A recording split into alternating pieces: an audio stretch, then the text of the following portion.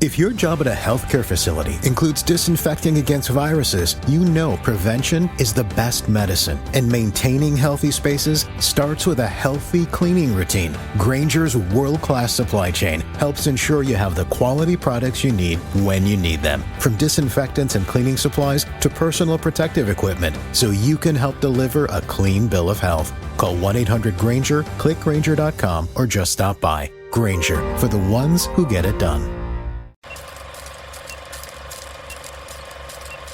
Welcome to the Scene Snobs Podcast. Welcome, everybody, to the Scene Snobs Podcast. It's Tuesday night. Thank you for joining in. If you're joining in live or you're listening to us later, thank you guys so much. Appreciate the support. I'm your host, Mick Manhattan, and we are starting a new tradition. Well, actually, it's kind of an old tradition, but it's kind of breathing new light into it, where we are bringing in guest co-hosts each week again. That's right. We did this a few years back in 2020, where each week we would have somebody new come in, somebody different walk of life, podcast hosts, actors, filmmakers, all different types of people coming, musicians, things like that. And we would have really good conversations, fun, sit down and be a part of the podcast. And it would just be a great time. So we're doing that again, and I want to introduce my first guest co-host, kind of revamping everything and bringing it back in. But before I do, I want to say, if you guys are interested in being a guest co-host on the Scene Snobs Podcast, reach out to us, send us a message somewhere on social media or thescenesnobs@gmail.com, or go to thescenesnobs.com. You can contact us there and such, and just let us know, and we'll send you the link and such and the information to do that. But without further ado, I want to bring on a man who really doesn't need to be introduced. The guy knows podcasting, and you know him. He's been on the show. Man, this is his third appearance on the show in just the past couple of months, and I'm so honored. But he has been on the show before. He's a great guy, great podcast host, and I'm so lucky to have him as my first guest co-host back, and that is Will Otero. What's going on, man? Welcome back. Oh, man, thank you for having me. It's a pleasure and an honor to be your first co-host in the new format. Thank you. Well, dude, old format, new format. Well, yeah, it's something different. I mean, it's all new, all old, everything's all. Oh, listen, you always have to, especially in podcasting, we with way trends are going and everything, you always got to freshen it up and switch it up and do different things. So absolutely. It's always good to. I just revamped a couple of things myself, so yeah, it feels good to do that. Kind of get those changes in, and just like, of course, after we lost Casey, it was kind of a big hit, but I went in, charged head first, and made some changes. But I thought it would be fun to get that interaction again. Like, we've had some great guests come on, but I thought it'd be fun to get like a guest co-host in, have those different walks of life come in and talk about different things. And it's good on your part as well, because now you bring people on, they have a completely different audience. They promote, they're going to be co-hosts on your show, and that's a new set of eyes watching the Scene Snobs. So True. I didn't even think about it that way, but yeah, no, it's a great bonus. When it comes to podcasting, that's something I've learned is networking and building relationships, and definitely going on other shows and doing collaborations and stuff. It helps your podcast. It helps you as a brand, because now whoever is your co-host, they have a following. They have people that watch their show, so they might tune in, fall in love with the Scene Snobs, which I'm sure they will, because it's a great show. So thank you. I appreciate that, brother. But before we get started, man, let's talk about your show. Let's talk about Stuck in My Mind, and tell us a little bit about it, what you do, where they can watch it. And everything is linked below, though, guys. So make sure in the description you go down, you follow Wize everywhere. But please tell us some more. Oh, man, Stuck in My Mind podcast is my baby. I started in 2020. I got furloughed from my job, and it was a way of me venting and letting out whatever I had in my head. But I wasn't really enjoying it until I really started interviewing people. And then when I started interviewing people and I saw the impact that was having, that's what I wanted to do, was just keep having these great conversations and putting out some great content, and it's been a blast, man. These last 3 years, 3.5 years, whatever, it's been amazing. Just being able to find my passion, being able to find something that I love to do, and being able to impact people's lives. Because when you get that message from someone that, hey, this episode, I had to hear it. Thank you. I needed the episode to help. And it's those messages that really inspire you and make you want to just keep going harder and do what the best you can, man. I just enjoy being able to help people and have people share a platform with people where they can share their stories and be able to help maybe someone's story can help uplift someone else. So yeah, and your show is so very much about with all of your guests that you're interviewing, they come on and with them telling their stories, it's so different and so eclectic at times because it's like you find people who are very specialized in certain areas. Bro, I've had all types of people. I've had celebrities, I've had coaches, friends from high school. People, everyone has an amazing story to share. Everyone has a story to share, and being able to give them that platform to share the story. Like today, I had a pretty cool guest, and it was cool. It was awesome because we spoke about what he went through in the 2008 housing crisis, and how he lost everything, and how he right after that he gets divorced and all this, and he has all these things just hitting him, and how he bounces back, starts a program to help people get through situations like this and go into coaching, and it's just crazy how people's lives, you just see how everyone goes through struggles. Everyone has their good times, their bad times. It's how you respond and able to bounce back and being able to share those stories. Like I said, hopefully it inspires other people who are going through stuff and just bounce back.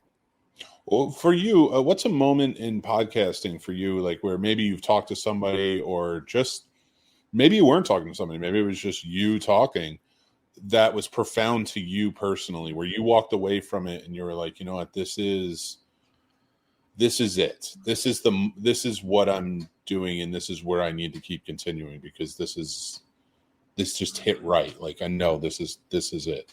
Oh man, there's been so many moments, man. One thing that's really impacted me was my first Podfest. Nice. That experience was amazing because I was in a building surrounded by like-minded people. I was surrounded by people who saw things the way I saw them, and just being able to be yourself and be authentic. Because now I'm at a stage in I'm 47 years old. I just turned 47. I'm at a point in my life where I don't have time to not be myself. I love being able to express how I feel, and just being able to let people see me. Being able to let people see me and being around people like that was just a great feeling because everyone was so wanting to share their knowledge and wanting to help you grow and build. Because people think, oh, you're a podcaster, there's so many podcasts, but there's no competition really. It's what you set your mind to and because you're doing a great job, bro. You have a great platform, and with your platform you're doing so many wonderful things. So, and another thing that's impacted me as a podcaster is doing the charity events with you. It's doing those events, is me being able to give back, being able to do that and give back and do it for a good cause. It's those things that really have impacted me and wanting and showing me that this is where I want to be at. This is the realm that I want to be in, because we can have such a lasting impact with what we do. and you do some great, like, every time you put up, hey, I'm one of the first people up there responding because I want to be a part of it, because I want to give back. I want to be able to share with the community, give back to the community, whatever I can, because that's what you're supposed to do. At least to me, that's what you're supposed to do, is be able to help those that need to be helped. And so I love it, man.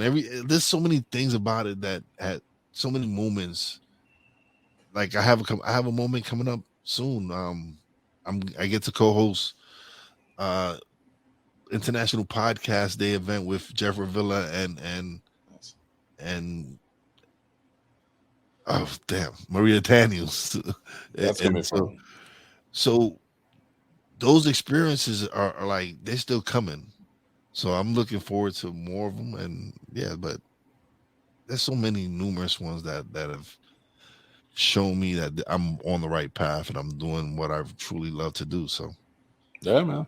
Yeah, I get it, man. And it's definitely that feeling for me. Like I love being able to do this and being able to talk to people and then have that outreach of, and that outreach that just not only do I get to talk to people, but like I get to hear from people. I get to learn from people. Like what do people from all over the world have to teach me? I love that aspect of this. It's just something we never had in our childhood. So now, like in my 40s, like I'm like, this is amazing. Like we should all be taking advantage of this. And I just don't feel like it is being taken advantage of the way it should be.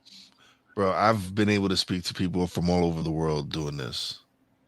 Like you said, this, like growing up, I wouldn't have fathomed being able to speak to all the people, meet the people that I've met. I'm a big wrestling fan. I got to speak to Stevie Ray from Harlem Heat. That was an amazing experience for me because, like I said, I'm a huge wrestling fan, and I would never thought I got to speak to Vince Russo, who is one of the main guys in the Attitude Era. Yeah, there was so many different things that I've got to. I'm a big. I love movies, and The Warriors is one of my favorite movies. Nice, dude. So being able to speak to David Harris from that movie was amazing for me. It was like I was geeking out. I was a real fanboy. Like I was doing that interview, I was a straight up fanboy because The Warriors was one of my favorite movies of all times. And to speak to an actor that was involved in the movie and who played a big part in the movie was like, oh, I'm geeking out right now. So being able to have those moments is like, oh, I love it. Dude, and it is, yeah, and you put up some great interviews. You have some great questions too, and you're right, to be able to do that and to go back and talk to people who have had such a profound, like, that celebrity effect, I will say, because you can have profound moments with really anyone, of course, family members, friends, just even strangers.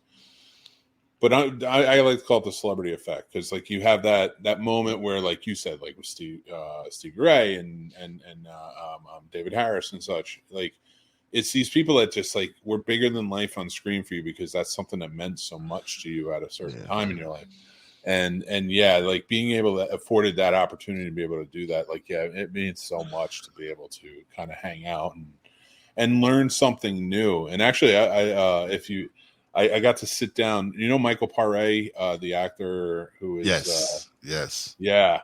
I got to sit down with him and talk to him once, and we were talking about Streets of Fire, which was like, I love that movie. No, I know what that movie right? is. I know what that movie is. I You gotta tell me. I love that movie. And Walter Hill, that was his next movie after The Warriors. So like he went like kind of right into that one, and he said it was funny because he was living in New York City. Michael Paré was talking about living in New York City at the time, and he was living right across the street from Central Park, and he was friends with the lead actor. His name is Michael something. I can't remember his name at the moment, but it's the main actor in The Warriors. He was like very good friends with him. So when they were filming the Central Park scenes, he was just sitting outside watching them film, and he saw his buddy, so they started talking. Yeah. and like they were having a good time and stuff. And like he met Walter Hill and then wound up being in the movie, his very next movie. It's crazy. But like just to hear him tell the story. Streets of Fire was a great movie. There's some. I love that movie, dude.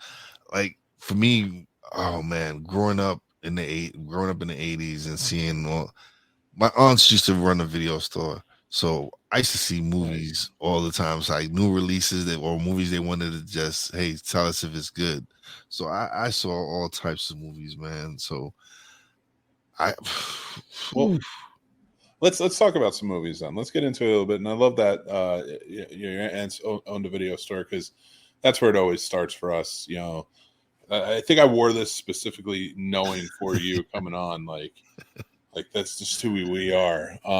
But so let's talk about 80s movies specifically because it feels like one of the topics I wanted to talk about tonight was like streaming versus movie theaters, and not so much the what do you prefer as it just seems like the streaming is taking over because it's just so much easier. But I feel like we're also getting bored with streaming, like the content they're putting out. Like it's fine to hold on to things, you know. It's crazy because even like for us growing up, Michael Beck, yes it is. Michael Beck, right, yes. Yeah. So for us, when we was growing up, when we saw movies, like if we didn't see movies in the movie theaters, we would see them at home in TV, and we would see the cut version. We didn't see the original movie theater version because they didn't play those on TV. So going to the movies is what you wanted to do. You wanted to go to the movies and experience the movie. I remember going to see Neighbors, the John Belushi movie, with I'm a young ass kid. My brother's taking me to see this movie. It was crazy, but it was a great experience, man. I remember going to see The Lion King. We actually had to sit in this, like it was so packed that we was on the stairs sitting watching the movie. It was a different experience, man. It's like going to the movies back then for us was a big thing. Like it wasn't like how it is now. For us, going to the movies was, especially like if you ever went on your first date to the movies. Like what was your first date? What was your first date movie? Well, with my wife, my first date wasn't a movie with her. Because here's why, because movies generally were my first date. That's a great question, by the way. Thank you. Like when I would go out with a girl, like movies were generally always the first choice.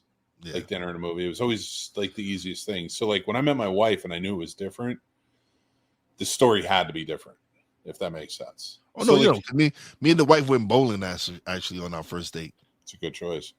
Yeah, so I wanted her to have a different story than anyone else. So like, and I'm not saying it was always dinner and a movie, but that was always a good go-to.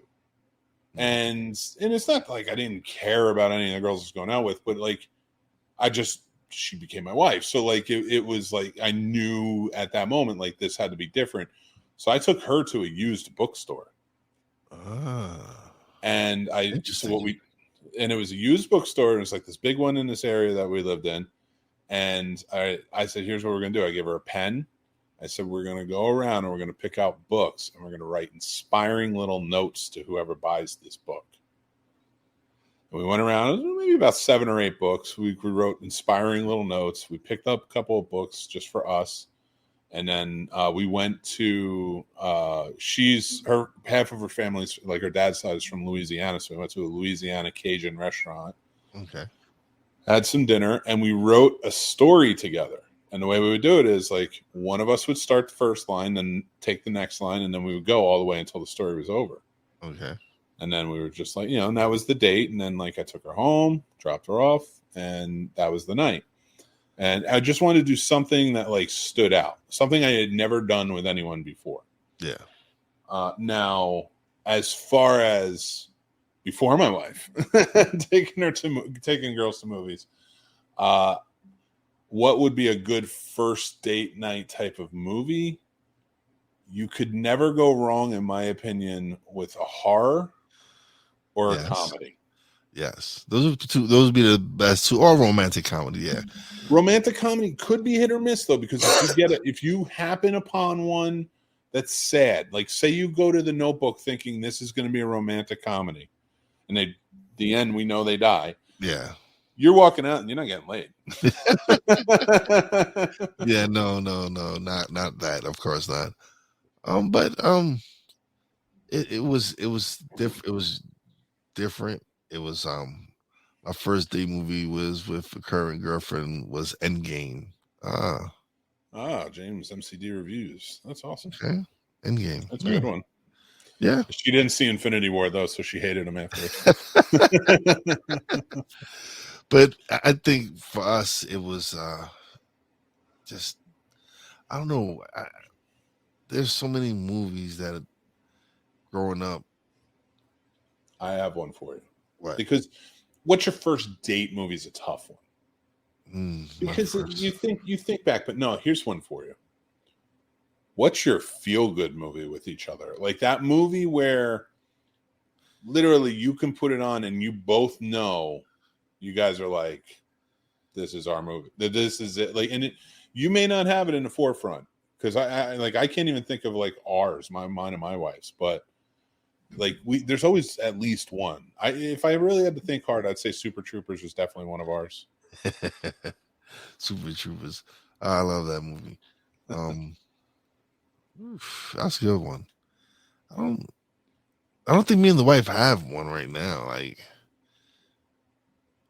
oh man, I can't wait until that moment when you're like watching TV with her and you see it. You're gonna see it. Like something's gonna be on TV or you're gonna be flipping through something. Yeah, I can't think of one right now though. Like, that's when you're both gonna look at each other and be like, yeah, you know why? I really don't like enjoying watching movies with my wife because I want to explain why. She asks too many questions. Like we'll be watching, it'd be the first time we're watching a movie together, right? The first time we've both seen the movie, and she's asking me questions about, and I'm like I'm watching it just as like we're watching it right now. Like I don't know the answers.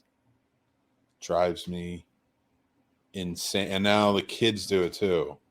Like, what's going to happen? I'm like, I've never seen this before. I have no idea what's going to happen. I've never seen it. Yeah, but you always kind of know. And I'm like, no. And they're referring to the fact that like it's just script beats. Yeah. Like sometimes I can watch something and based on a script beat or like a formula of like what genre it is, I can figure it out. Doesn't mean I know exactly what's going to happen. Yeah. They never shut up about what's going to happen. And it drives me crazy because it's like, it's a constant. Yeah. And that's why like I tell the kids, I'm like, I don't know if I want you watching, like the 6-year-old doesn't watch like intense horror movies or anything, but like, I tell them like, I don't know if I want you watching horror movies with me. I don't know if I want you watching these action movies because like you guys get intense about it. And then it's like, so ask them questions. Yeah. Oh, let's just watch something where nobody's in danger and you're completely fine. And then you're not going to ask me everything.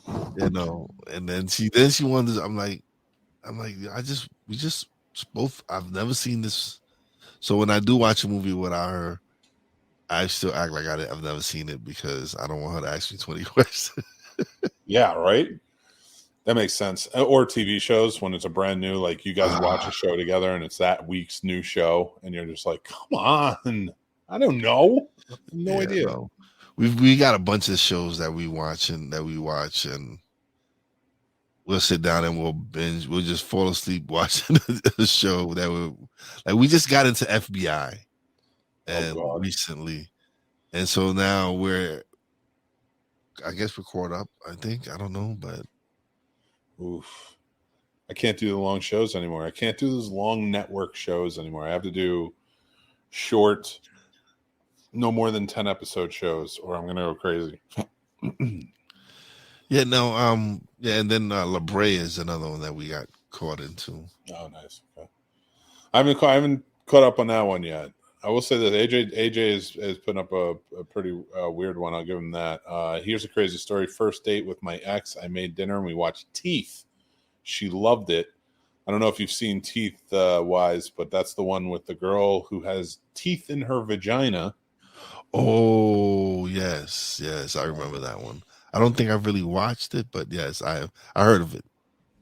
So if she Mike is definitely a Quibi guy. Mick is definitely a Quibi guy. I never got into it. I don't mind a long story. I'll sit there and watch the whole thing, or else watch short story or whatever, and whatever I have time for is really what it comes down to. My thing with Quibi was here and gone so fast. I just never got into it. Yeah, It was like that. Remember that weird 10-minute, like, oh, we're telling 10-minute stories every week, a new episode. I was like, all right. Okay. And then like 2 weeks in, it was like, okay, Quibi's done. I guess people didn't enjoy the 10-minute story. Yeah, I guess the story's over for it. Oh man. Yeah, no. It was like a show I'm watching now that I'm kind of right now. Season 2 is dragging a little. Is From, and I enjoyed the first season and stuff. So I think I've seen the first episode of the second season. So we'll see. It's a good one though. Yeah, oh, sorry. It's a horror. It's a horror show, and I enjoy it. It's like vampire-esque, right? We don't. I mean, I'm sure they explain it on the show. It's actually at night. I don't know what they are. I don't know if they're vampires. I know they tear people apart. That's for sure. So, but the people they kill don't come back as anything. So, I don't know. It's weird. I love it though. I love that. Like when I say weird, like that's like a badge of like honor to me. Like, yeah, I want to see that. Well, like growing up, Traumaville was one of my that was one of my favorite studios. Oh my god, the Toxic Avenger, and I used to love those stupid movies, like the Stuff. Good, there's so many silly. I love that one. Larry Cohen was so, it's funny because Larry Cohen is widely considered one of the founding fathers of the black exploitation film movement. And it was funny because if you haven't watched his documentary, you should. It's very good because one of his first movies in 1968 was Bone. And that was like one of the first films in black exploitation that like kind of sparked the movement to keep filming.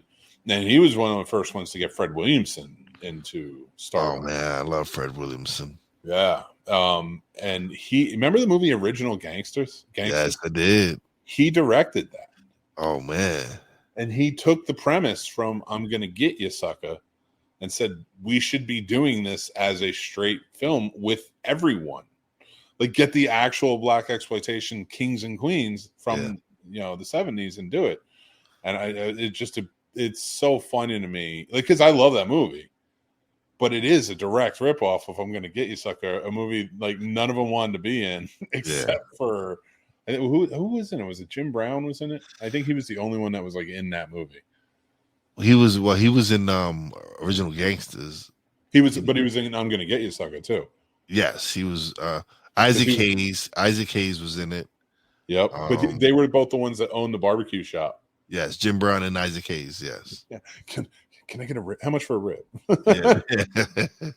That's actually Chris Rock's like one of his first roles. Yeah. Was the rib guy. We're gonna do that on Sturdy's show Popcorn and Pint soon because he does the double features on there. Yeah. And those are my two choices. Because I was like, all right, you're looking for something that kind of matches and people have to figure out what. I want people to watch these two because if they do match, they're going to be a good one. It's like when I go see my mom, right? They have Pluto, and Pluto has a lot of the old. Like I was watching Poltergeist 3 the other day when I went to visit my mom, and there was another movie, and I actually sat there and watched them. And it just brought me back to the times when I had first seen these movies a long time ago. But it's cool. It's cool when you can just catch an old movie that you enjoyed and just even with the commercials and everything, still watch it. You and I are very similar in that because I do like watching regular TV. I don't mind the commercials. Gives me my piss breaks if I need them. Just and not all the time. Like I need No. commercials. Like when it's a sometimes, new but- movie, like for me, if it's a new movie, I'll sit and watch the uncut straight. But like when it's Pluto TV, yeah. Oh, it was Day of the Dead. That's what it was. I was watching. It was a zombie. It was just back-to-back zombie movies, and it was Day of the Dead, and the original where they're like in the plant or they're on the ground, and it was just brought back memories. I was just like, oh man, I miss watching movies like this. Right. I mean, yeah, they show some stuff on there, and that's the thing. I like those because they're showing those movies that we saw like haphazardly, like because they were on TV as kids, Mm-hmm. and now like they just don't exist anywhere. Yeah. And what I mean by that, because I know a lot of people are like, well, they don't just show those movies, but no, they show newer movies too. But those newer movies would be the equivalent of those like TV To us, yes. To Yeah. us, yeah. All the new movies that have come out, like the 2000 movies, is what would be to us those movies. Like for us, Mhm. for us, Oh, yeah. like growing up, because a lot of us seen a lot of movies later on in 80s and 90s. Like those are just the shows that were the movies that would come on TV for us. But I enjoy it, man. I enjoy being able to, and then just to see the advancement of how they film these movies and everything. Dude, for me to see like, I like coming up and seeing some of the old ones, and then kind of through the years, what I'll do is, as a cinephile, and I know you're a big movie fan too for this, but like to watch like the effects especially, but like it's more than that. It's the storytelling, things like that too. But I'll sit and I'll watch for specific reasons. Sometimes certain movies, like I'll piece them together.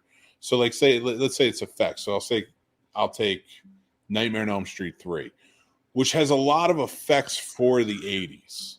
Yes, Those very animated type of flashy effects for the times. And then like go into the 90s and then maybe take like a Mortal Kombat, which improved upon it. But then if you go into the 2000s and then you get into like another like maybe more actiony movie and then so on and so forth, it is like I'll watch it just to see where we've come from. Yeah, In terms of all those, like the evolution of it. And it really does. It is mind blowing how you can watch movies like that over the years, even like back to back, like now, watch movies from over the years and how different they are, and then go back to Jurassic Park and be like, how the fuck did this movie exist in 1993? yeah.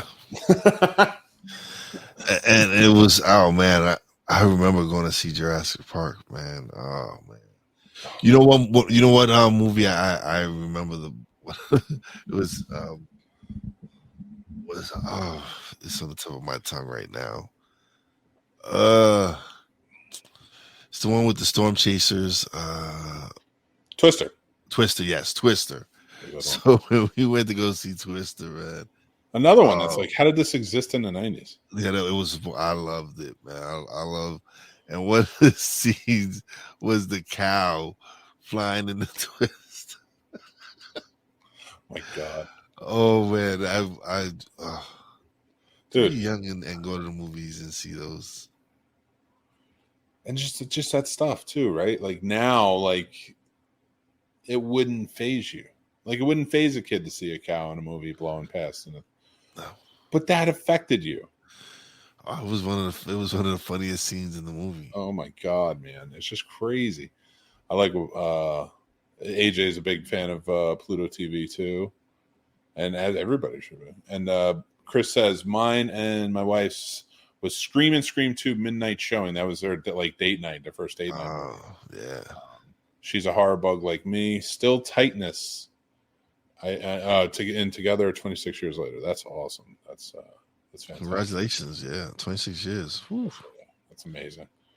Yeah, man. So getting into it, and like, so like for you, and especially with your aunts having owned a video store, and being so close to going and renting and having that social experience and being a part of it, streaming now, how do you feel about it as compared to like maybe going to the movies or doing something? Sometimes like I miss those times going to the video store and going to rent a movie and walking around and picking out different movies and going to see different genres. And yeah, I know you have that option at home, but just the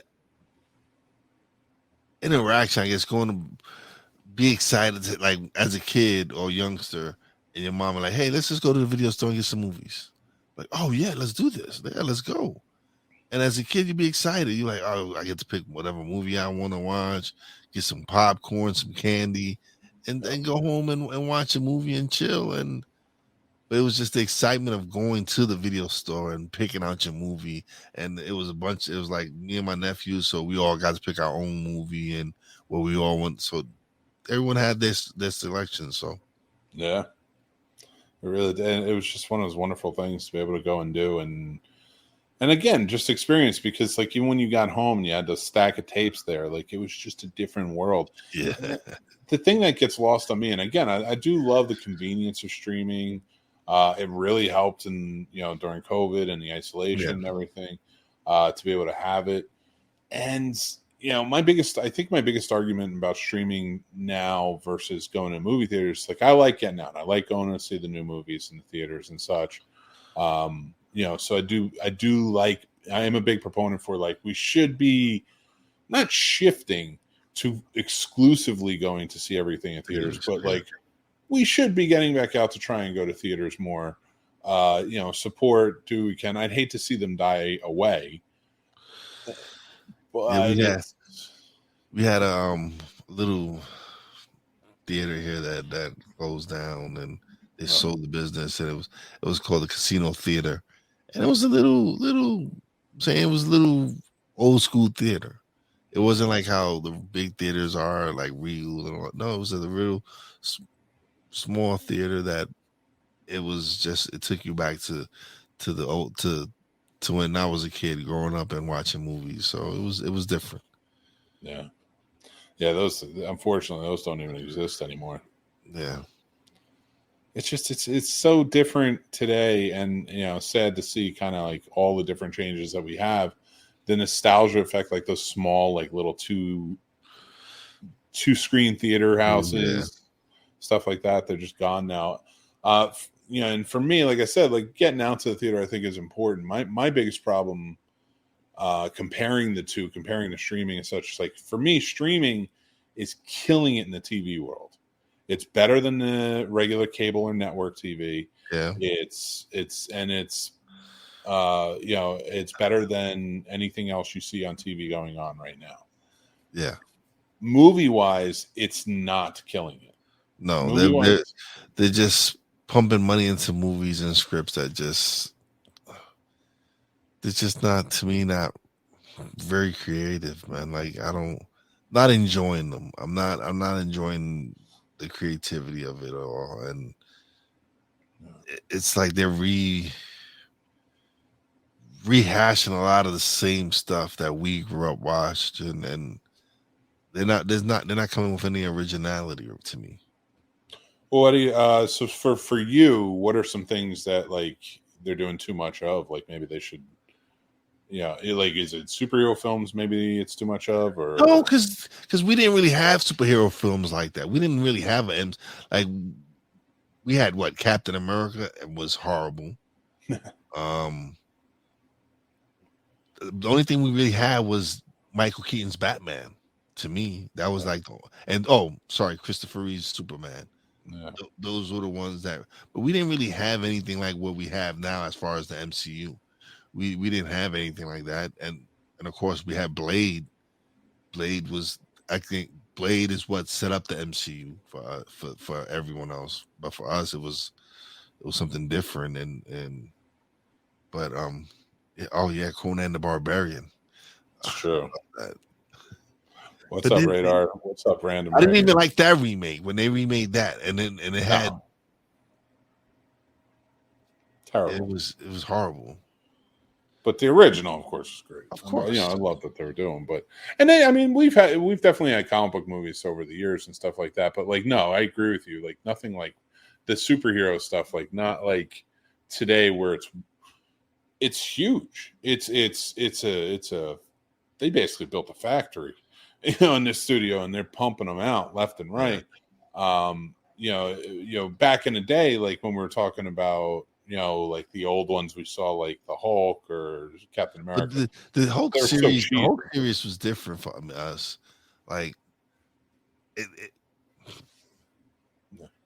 to me, I love the Hulk as a kid growing up and watching that series. But it was awesome. But go back to it now, though. Oh yeah, if you look at it now, you're like, oh man, and you experience the Hulk in the MCU, like, oh yeah, that's the Hulk that we read in the comic books, of course. The Hulk on the TV series was not the one we read in the comic books, of course, but it was still something. But everything, I just felt like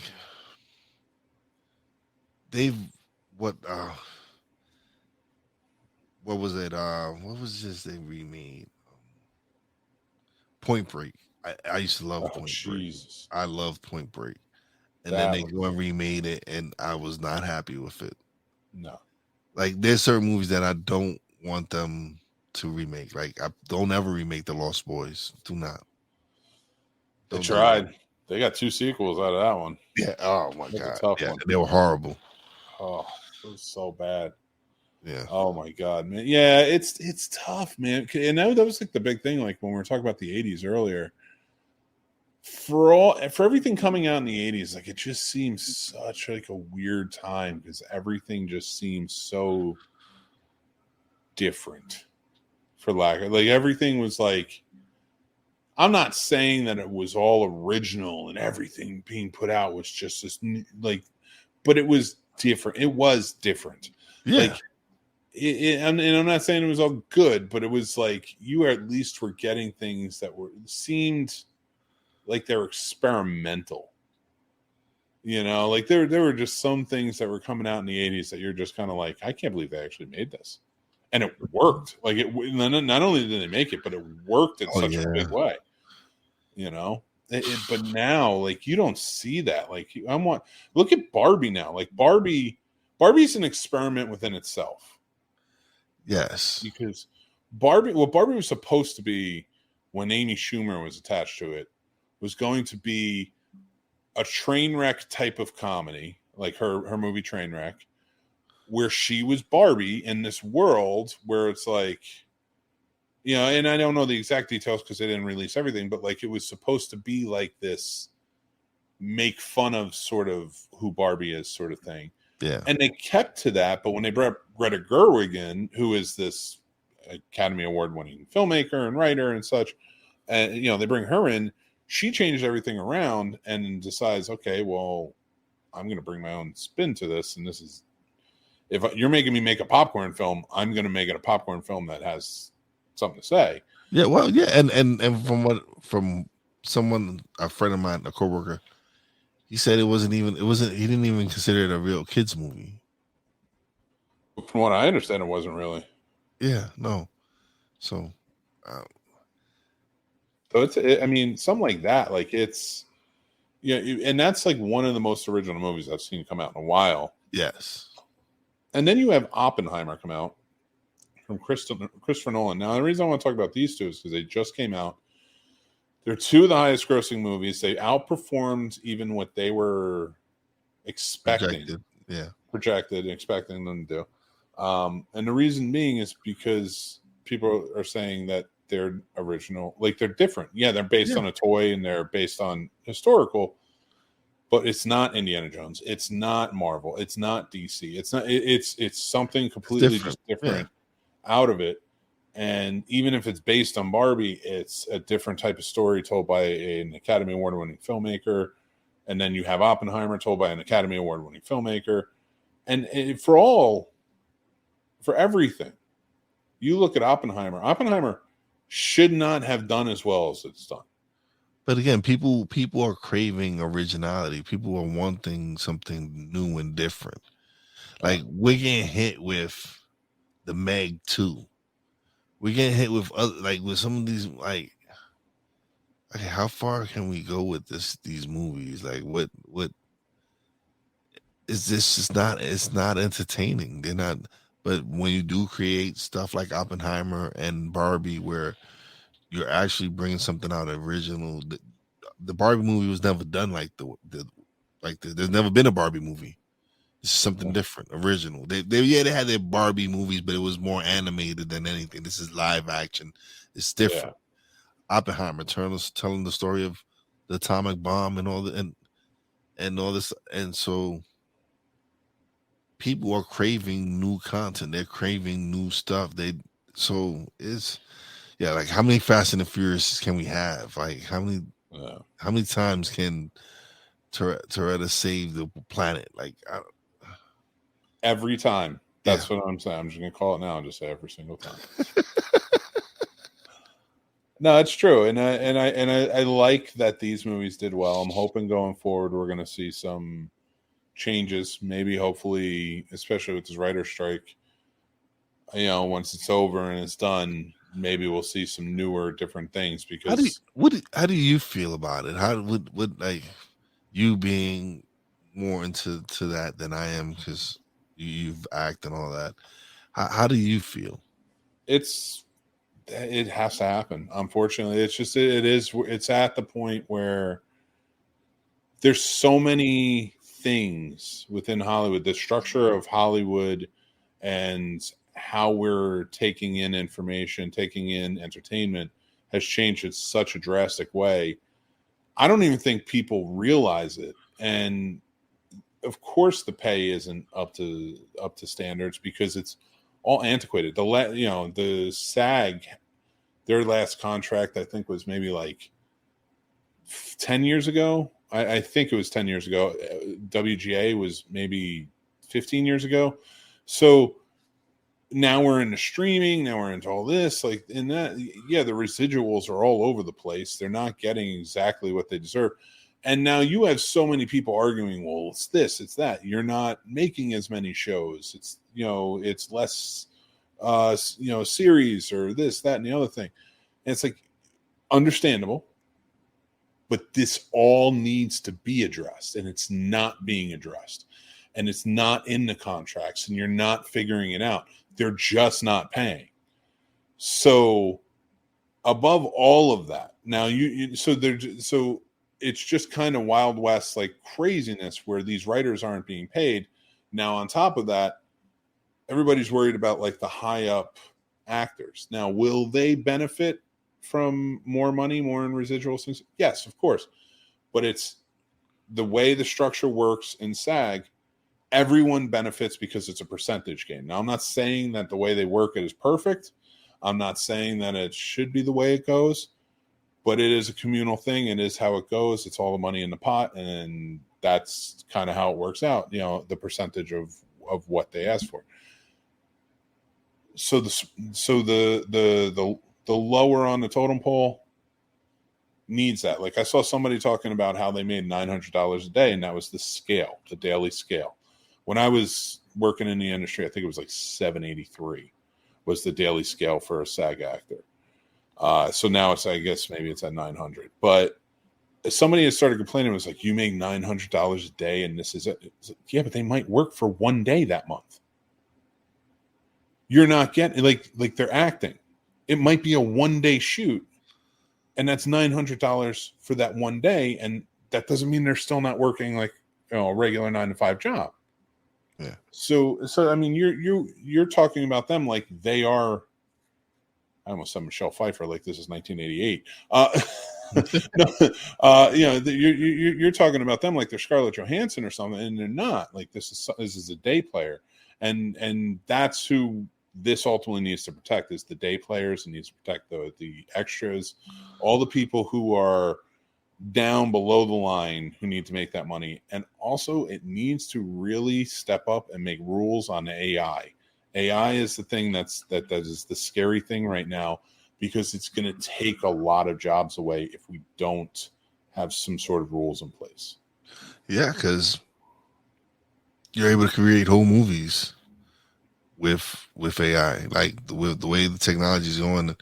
And I'm listen. I there's certain tools I use, AI tools that I use to help with my podcast, but just some of the things you're able to do, it's amazing. And so yeah, there should be things to be able to protect people's likeness, their voices, everything. If you take anyone's likeness or voice, they should be compensated for that.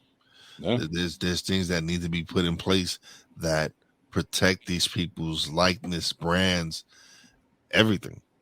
So yeah, I agree with you. There should be something in place that will protect them from what is coming. Yeah. So Chris says, I actually like Dolph's Punisher more than Thomas Jane's. Yeah, I think it's a better story. Yes.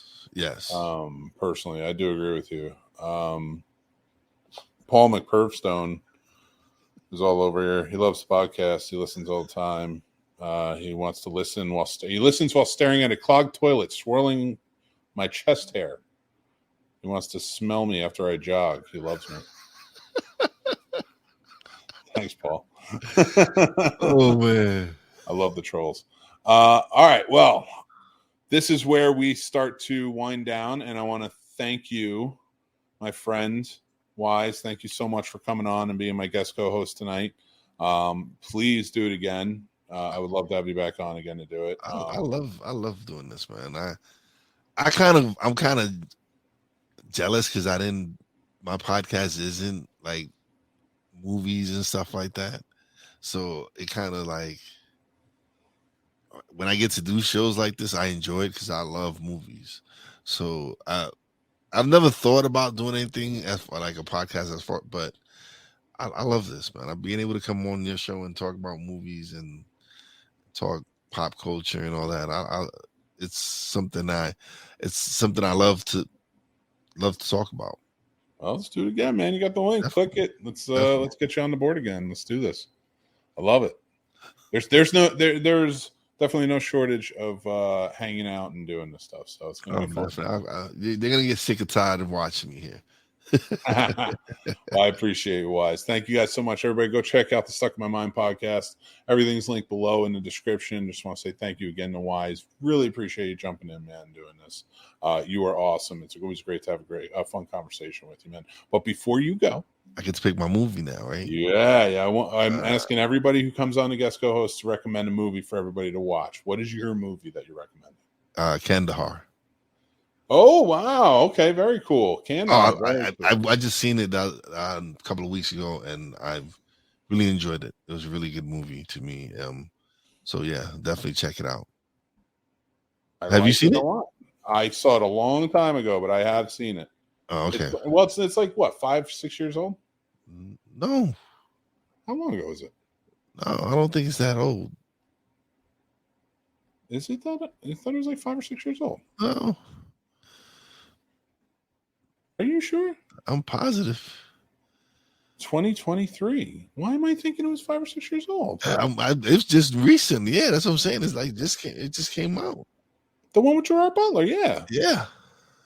This just came out? This just came out. What the hell am I thinking of? Well, he's had many movies, man.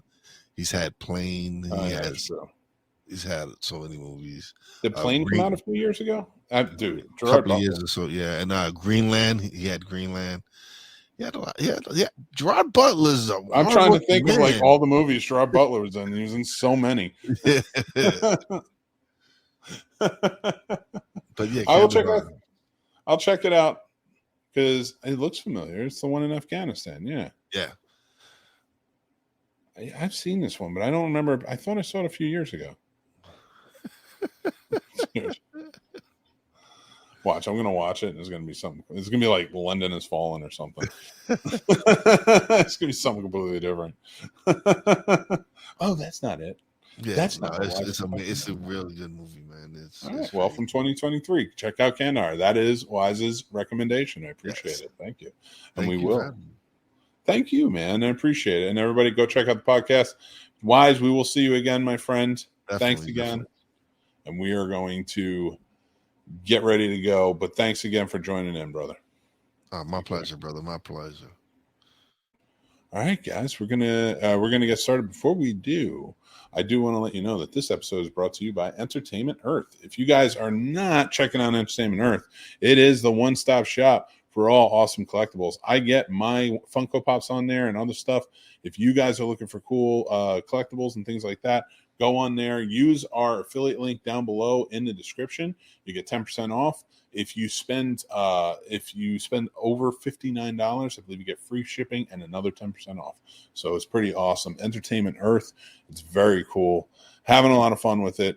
Thank you guys for joining in on this. So, and especially even you, Paul McPervstone. But let's get started on our final segments for this evening, and that is Snobs Movie Summer School. And we're going to talk about marketing for your film. And the reason I was talking about Barbenheimer is this isn't going to be how to market your film, things like that. Because as you guys may know, we are doing our patron Snobs Film School, where we're going to be talking about all aspects. We're going to have video series. We're going to have other areas where we talk about things, AMAs, stuff like that. So we will be getting really in depth. I'm going to be doing a video series on how to market your film for independent, how they market films, and what marketing budgets and things like and stuff like that look for in Hollywood and studio size. How to put marketing on your budget on both sizes, whether it's multi-million or you're just doing an independent piece that has a smaller budget, things like that. We will be doing all that and covering it. This is more about, what's available to you. And I know in today's world, we deal so much in social media marketing just on ourselves. We're everybody's got a podcast today or this, that, and the other thing. We're doing content creation. So marketing is something that's sort of becoming ingratiated in us. But I see when it comes to films, especially independent films, we are losing sight and losing track of those things. We're losing, how to market your film. A lot of people seem to think that the best way to do it is to make an Indiegogo, maybe make some perks, which is always a great idea, and I'm not saying Indiegogo, but you have Kickstarter, you have other things as well. I guess it really depends on what you choose to go with. But you have to get outside of the box if you want to make money for your film. It's very vitally important. Again, when we talk about the budgeting side of things, we'll get more in depth in it, but it is very, very important that before you start anything in terms of crowdfunding, in terms of budget raising, anything, to have a budget in place. And I'm talking about a line item budget all set up that tells you and spells out everything that you aren't going to need all the way through. Have your schedule ready and what it's going to look like and how long you're going to film, things like that. I know it seems crazy to some independent filmmakers. I've talked to a lot of people seem to think like, why do I need that? I don't understand. Maybe I'll make a spreadsheet or something, but it is so important to keep track of all this stuff, because when it comes time to collect, people are going to want to see that stuff. And when it comes time to it, you're going to want to keep track of it. You're going to want to know where everything is going. And when you're marketing your film, all too often do I see so many people not putting marketing budget in their budget. And it's really not that much to it, but you need to keep in mind having money to promote. Promoting on social media is huge. It's important. These companies all want your money. And now if you're not marketing the right way and you're not budgeting for it and putting like maybe $20 down to boost, hey, here's my Indiegogo. And make sure you're boosting the right things too. Don't be boosting the fun memes and stuff like that. It may suck people in. Boost the stuff that was actually informative to people. But make informative posts. Don't just post your Indiegogo and be like, hey, support my film. You have to make engaging, informative posts on all your social media, but you need to be on everything when you're marketing your films. You need to be all over the place. Use this social media as your key, as a key to get into exactly what you need. And I'm talking about before you even get to putting your movie out, before it's even made. I'm talking about raising funds. This is the marketing to raise your funds. We'll get to the point where I'm talking about marketing your film to get it out there, maybe find distribution for it, things like that. You're going to want to market it, especially when it's in film festivals. If you get into a film festival, you shouldn't just be saying, hey, I'm in this film festival. You should be marketing to people, come check out my film. It's playing at this film festival near you. Boost it near people in that film. Get more people to that film festival going to see your film. You get people to that film festival, see your film. Not only does that film festival love you as filmmakers, they're going to praise you. You're going to win awards. They're going to pull you in. Now people are coming to see your film. Maybe they're seeing other films too. I don't know, but they're definitely coming to see your film. That's more word of mouth, pushing it forward, closer to distribution. You need to be thinking about all of these things, and you need to constantly be on top of it. One of a great indie filmmaker right now who's killing it in terms of crowdfunding is Dave Kerr, who is crowdfunding for his new movie, Return of Slasher Nurse. But he's done Go Away, he's done Bloody Summer Camp, he's done other movies as well. He starts and he keeps on going. He does lives every night to thank the people who are giving to him. He's doing fun contests for people to get into. His perks are always a good time. He remembers on set to get everything done that he needs to get done. It's all work for him. He spells it all out. And those are the things you need to think about when you're marketing your film. What is an asset? What is something you can use down the road? Everything can be used down the road. How so? He gets posters made up. Then when he's filming, he has the entire cast sign these posters. While they're sitting there, downtime, please sign these posters. And then they just sign. Now he has posters of this movie that isn't even out yet that he's filming, signed by the entire cast. There's your perks that you've promised to your crowdfunders. These are your things that you can give away at your premieres and your stuff like that.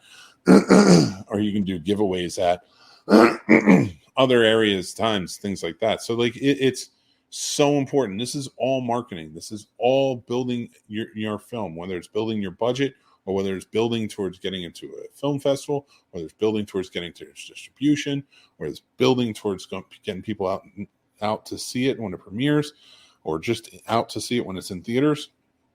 It's so important to remember all of these things. There's so many factors, and you need to keep on top of these things. So always make sure you're writing down everything. What can you be putting together? What type of perks? How are you not going on other independent crowdfunding sources and checking those out? But if you are not, and I'm telling you, if you're not planning from the beginning or budgeting for these things right off the bat, it's going to bite you in the butt. And I see it all too often where we have filmmakers who get their movie done, it's finished. Now they have no budget and they're writing to every film festival there is, asking them for waivers to get in. I was running a film festival for a long time. I've worked different film festivals. I've seen the emails. You get 100 to 200 emails a day of people asking, please, will you waive the fee? No, because there's 200 of you emailing me to waive the fee to let your movie in. If I waived the fee for everyone, we would not be able to put on a film festival. That's not how this works. You have to budget. This is big boy school. You want to be a filmmaker, step up. Remember, if you're making the movie just for you to sit there so you can watch it by yourself, then don't make a budget for any time after the movie's done. But if you want your movie out there, you want to find distribution, you want to put it in film festivals, you think it's that good, you can do it, then get your ass out there, get the budget, and really stick with it. Don't just find a budget and say, I can make the movie for this, and that's what I'm comfortable asking people for. Because if that's what you're comfortable asking people for, make a movie for less money then. And then you'll have your money for your marketing budget and your other things. But marketing is so goddamn important, and you have so many free tools to do it with. And you need to break out of your shell. And if you can't break out of your shell, you make a TikTok. You have actors at your disposal, and if they are there and they're willing to put in the time and the effort, and they care about the movie, they care about the project, they care about you, and they want to do it, every day have them filming videos, doing something different for TikTok, for the TikTok do it if you are not comfortable doing it. But make sure they're coming out to see it. Make sure you're linking everything to it. Make sure the movie's getting shown. Make sure, you are putting content out there that's different each time. Every time you share something, it shouldn't just be your Indiegogo link. It should just be a poster for your movie. It shouldn't just be, I am looking for money. It shouldn't just be, it should be value. You should be teaching something. You should be making people laugh. You should, and I'm not just saying one or the other, this, that, all of these things. Every day, you should be posting 2 or 3 times a day. If you want money for your movie, make people come to your page. Don't just tell them to follow. Make them come to your page. Make them come and follow. Make them come and ask about your movie. Put it in their face. Tease things. Figure it out. Have a good time.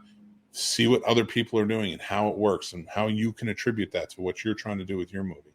These things are very important for you to do. This is how you're going to get your movie out there. This is how you're going to get noticed. Make sure you're cutting clips. Make sure you're putting them out. Make sure you're doing different things. Marketing for your film is so important, and to have it out there and projected and just so everyone can see as much of what you want them to see as possible, so that way you can get it out there in front of as many eyes as possible, is important. With as little spending as possible. Don't go out and just renting movie theaters so you can have premieres and stuff like that. Make them want to show your movie. Make a distribution company want to pay attention. And why? Make film festivals want to show your movie. Make a good movie, first of all. That's first and foremost. But the marketing will keep them interested. Figure out how to do that. It's so important.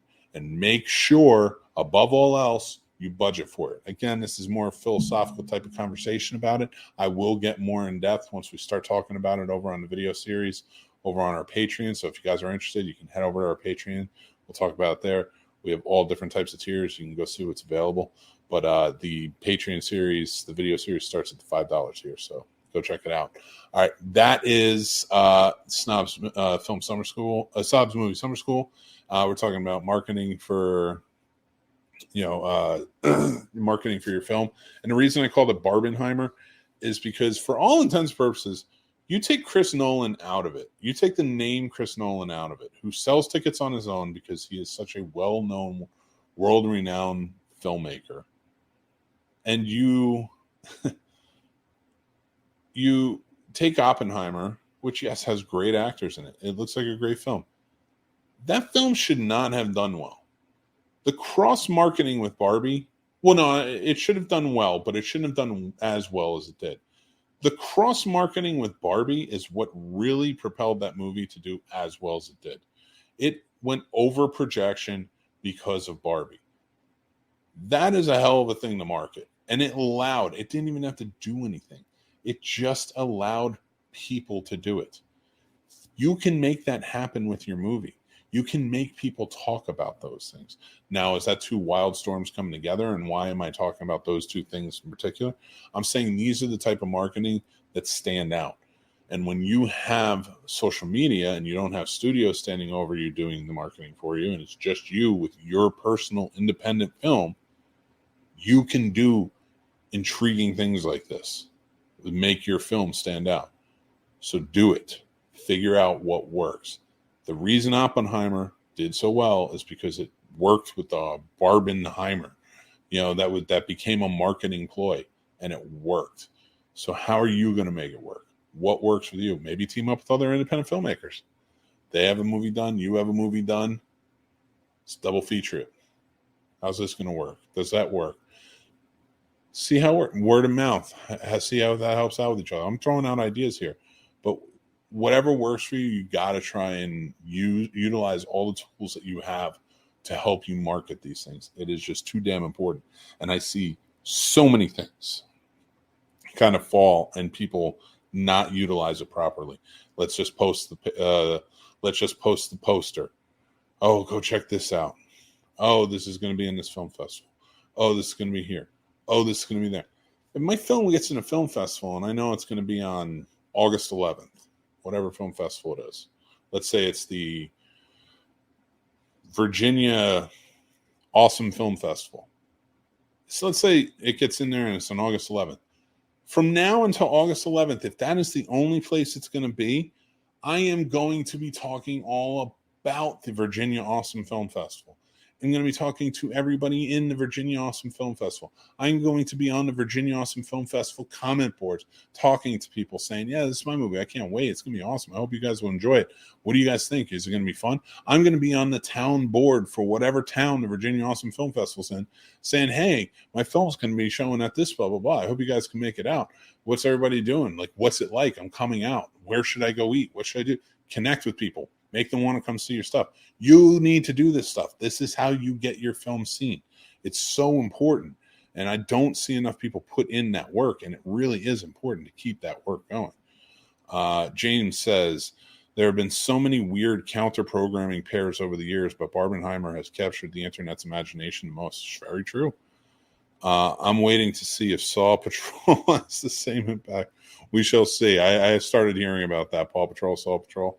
Saw 10 coming out the same day. It's people are thirsting for different. People are thirsting for stuff that, if they can get out and go to movies, make an event of it. And I've been saying this for a while when it comes to movie theaters, like they should be making more event worthy type of things, to go to. And there are some theaters that really do it. When they do it, they do well. It should be an event to go to a movie theater. If you were feeling that way when you go there, you're going to want to keep going back because it feels good. You don't mind passing over that money. It's like the Field of Dreams way of saying, doing things. Like, you don't mind handing over the money because you're enjoying it all. You know where it's going because the experience is worth the money you're giving. So that's exactly what you get when you have events at movies like this. Barbenheimer was an event. It was a great marketing tool. And they ran with it. And they loved it. And I loved that they were all about it. And that's what you guys need to do. Make it an event. Join in. Have fun with it. Get people going. Get people psyched for your movies. You have the ability to do it. But if you're not doing it, nobody else is going to, one. And two, if you're not doing it, why should anybody else? That's the key. Your whole cast will do it. Your whole crew will do it if you're doing it. You are the one to lead the charge. So that's my feelings on it. We will get more in depth, like I said, in the video series. But if you guys have any questions, we'll be handling them over there too with the AMAs and stuff like that. So, but feel free to message me anytime. All right, let's move on to our final segment of the night. So this week, a new movie, The Haunted Mansion, is coming out. So I thought I'd sit down, and this one comes from Jack. Did I just fix The Haunted Mansion from 2003? I think I did. I sat down again. I've seen this movie like 2 or 3 times in my life. I don't know why, but I have. The Eddie Murphy film from 2003, The Haunted Mansion. This is the Disney film that came out based on a wildly successful and probably the most popular ride at Disney, The Haunted Mansion. I love it. It's a great ride. If you haven't been on it and you ever get a chance to go to Disney, you absolutely should go on it. It truly is. It's not my favorite ride. It wasn't always my favorite ride, but I did love it. My favorite ride, and this plays into what we're going to talk about tonight, but my favorite ride at Disney was always Pirates of the Caribbean. Here's why. It was just tranquil. If you went to Pirates of the Caribbean at night and just chilled, nobody was on it. You're just chilling on a raft, relaxing. And I dug it. I was like, this is cool. I like it. I like pirates, whatever. I'm hanging out, and you just chill on a raft, roaming free. You just right. I loved Pirates of the Caribbean. I'm probably the only one. Everybody thought it was boring, but I did. I really enjoyed it. I thought it was fun. Now, why am I bringing up Pirates of the Caribbean? Haunted Mansion from 2003, Eddie Murphy's Haunted Mansion, and Pirates of the Caribbean with Johnny Depp came out both in 2003. One in July, one in November. Now, when Pirates of the Caribbean, they're both being developed around the same time. Of course, Disney was trying to develop 2 movies. They were trying to develop movies based on their parks. They want to do a lot of different movies based on different rides within the park. Now, the first 2 that they wanted to start with was Pirates of the Caribbean, which was considered probably their most boring ride, and then Haunted Mansion, which is considered one of their best rides. They were really banking on Pirates of the Caribbean, on the Haunted Mansion being a good movie. They were also really banking on Pirates of the Caribbean, but because they just let it go And I think that's where the downfall comes for the Haunted Mansion. Pirates of the Caribbean, Gore Verbinski took over. They had Bruckheimer stepped in. They let it go. They were like, okay, just make the movie. Let's have a good time with it and have fun. They weren't very hands-on with it. They let them go down to the Caribbean and do it and make the movie. And it, of course, was Pirates of the Caribbean. It's amazing. It's one of my favorite series. Absolutely fantastic franchise. I love that trilogy. And it's absolutely one of the best film series ever based on any type of ride or attraction or anything like that. And then you get to the Haunted Mansion, which is where we're going with this. And the Haunted Mansion is one of the worst. Now, what makes that so different considering they were being developed is because they were hands-on in a studio with the Haunted Mansion. And the one big thing they wanted with the Haunted Mansion, because it is such a popular property, is they wanted to make sure they were doing something with it that would propel it to be even more popular.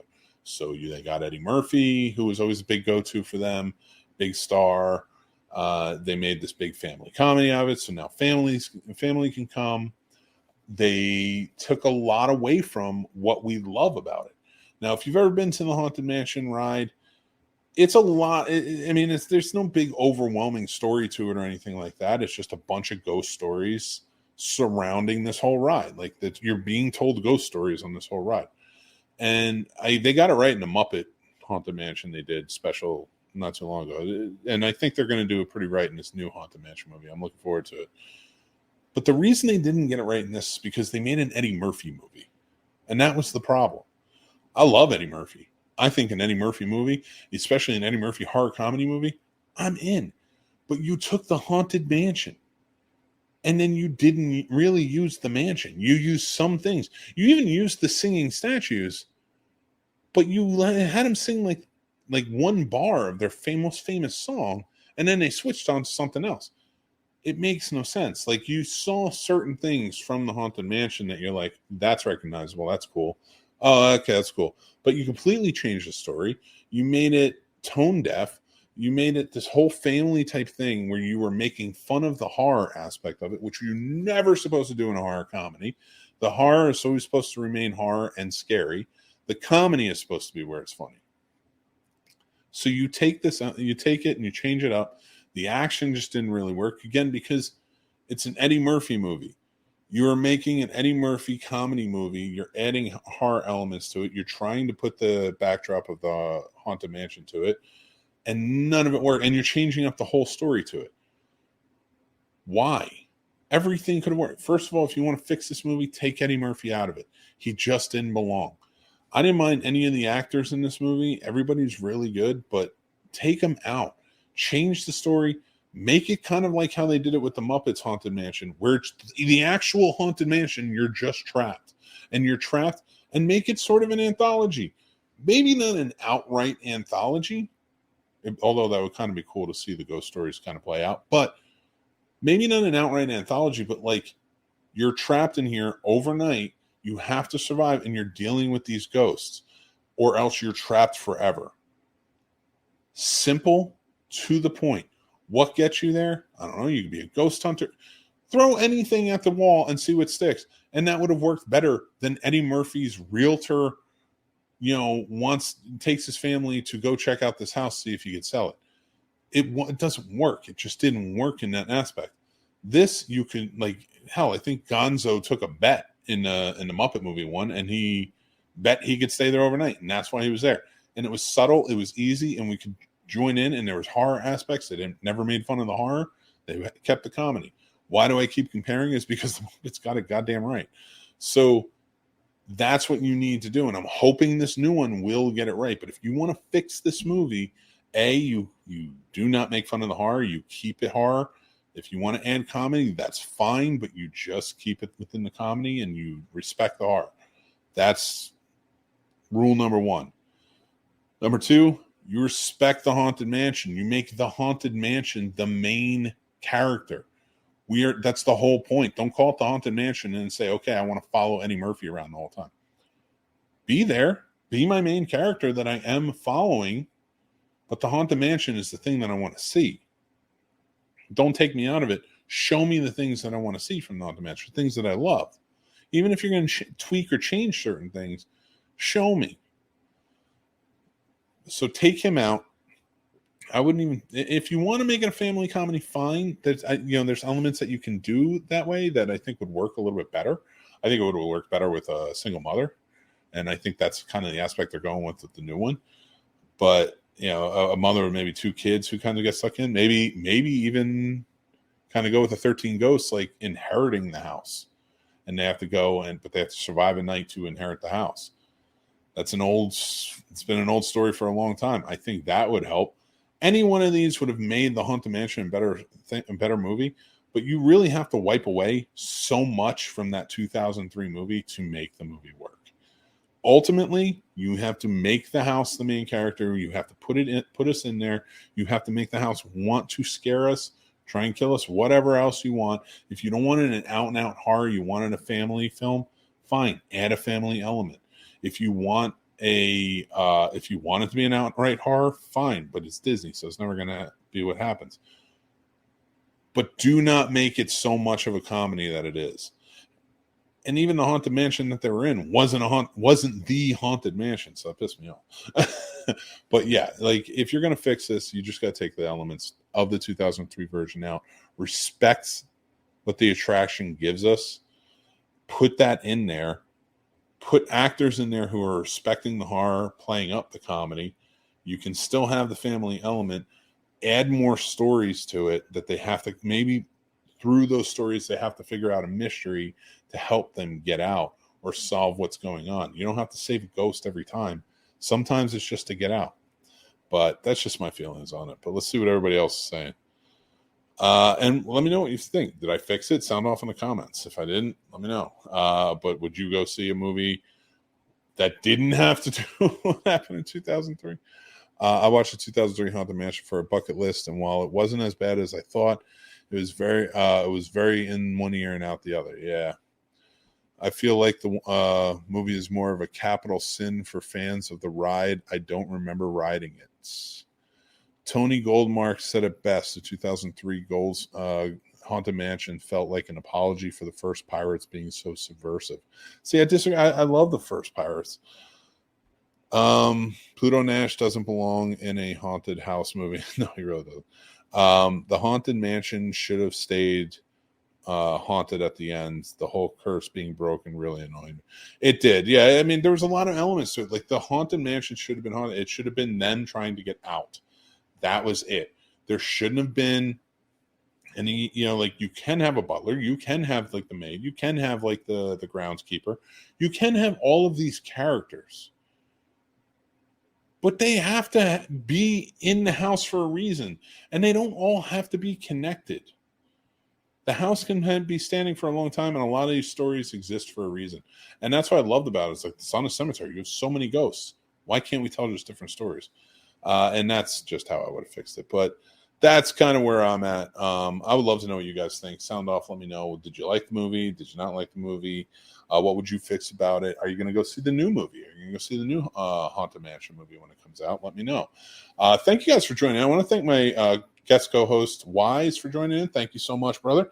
Appreciate you. Next week, I'll have Chris Ridings joining in, actor from Heavy Duty Man coming out and a bunch of other movies. So he's going to be joining me. We're going to have a fun conversation talking about things from the actor perspective. And we're going to be getting into it a little bit. So join us then. We'll have a whole new movie to fix, and we'll have a whole new Snobs movie summer school.